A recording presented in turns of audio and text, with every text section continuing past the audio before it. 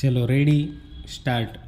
Juvenile justice act 1986 criminal procedure code 1973 કલમ 27ને control કરે છે.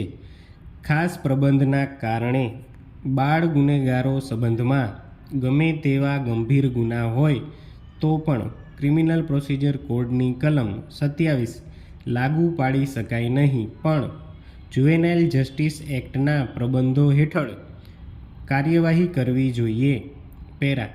તારીખ 19 એપ્રિલ 1988ના રોજ મારામારીના બનાવમાં 2 સગીરો સરિતા અને શર્મિલા અન્ય પુખ્ત વયની વ્યક્તિઓ સાથે ગુનામાં સંડોવાયેલ હોય પોન્ડાના મેજિસ્ટ્રેટે પુખ્ત વયના તહોમતદારોને સેશન્સ કમિટ કર્યા અને સગીર વયના તહોમતદારોને ચિલ્ડ્રન એક્ટ 1960 હેઠળ આગળ કાર્યવાહી માટે પોતાની સમક્ષ રાખ્યા.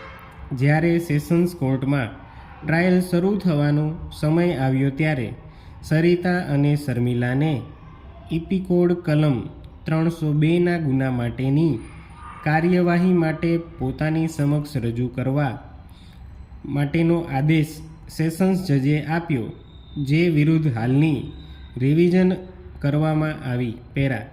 સેશન્સ જજે કલમ 27 ક્રિમિનલ પ્રોસિજર કોડનું અર્થઘટન કરી આ પ્રમાણે હુકમ કરેલો.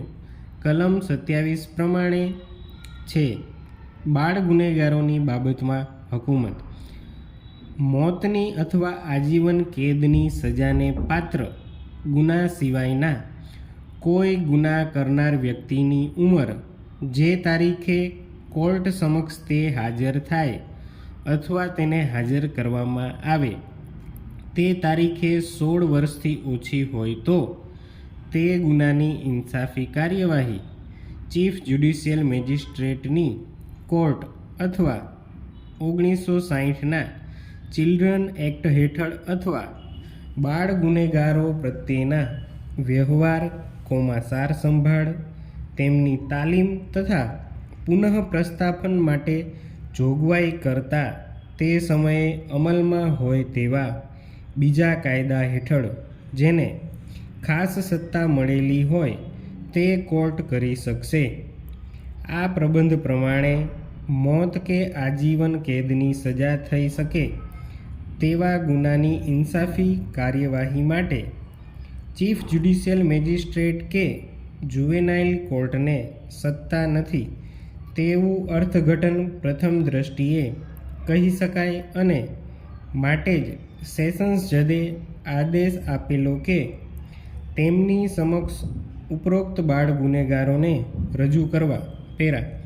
હાઈકોર્ટે જુવેનાઇલ જસ્ટિસ એક્ટ 1986 કે જે તારીખ 2/10/1987થી અમલમાં આવેલ છે તેના પ્રબંધો વિચારી ઠરાવ્યું કે ક્રિમિનલ પ્રોસિજર કોડની મજકૂર પ્રબંધ લાગુ પડે નહીં અને મોત કે આજીવન કેદની સજા થઈ શકે તેવા ગુના માટે પણ બાળ અદાલતને કાર્યવાહી કરવાની એકમાત્ર સત્તા છે અને સેશન્સ કોર્ટની હુકુમત સ્પષ્ટ રીતે બાકાત રાખવામાં આવી છે. જુવેનાઇલ જસ્ટિસ એક્ટ હેઠળ જો ખાસ કોર્ટની નિમણૂક કરવામાં આવી ન હોય તો ચિલ્ડ્રન એક્ટ હેઠળ અધિકૃત કોર્ટ બાળ ગુનેગારો સંબંધમાં હુકુમત ધરાવી શકે, પણ ઇન્સાફી કાર્યવાહી માટે સેશન્સ કોર્ટ સમક્ષ બાળ ગુનેગારોને મોકલી શકાય નહીં. સ્ટોપ.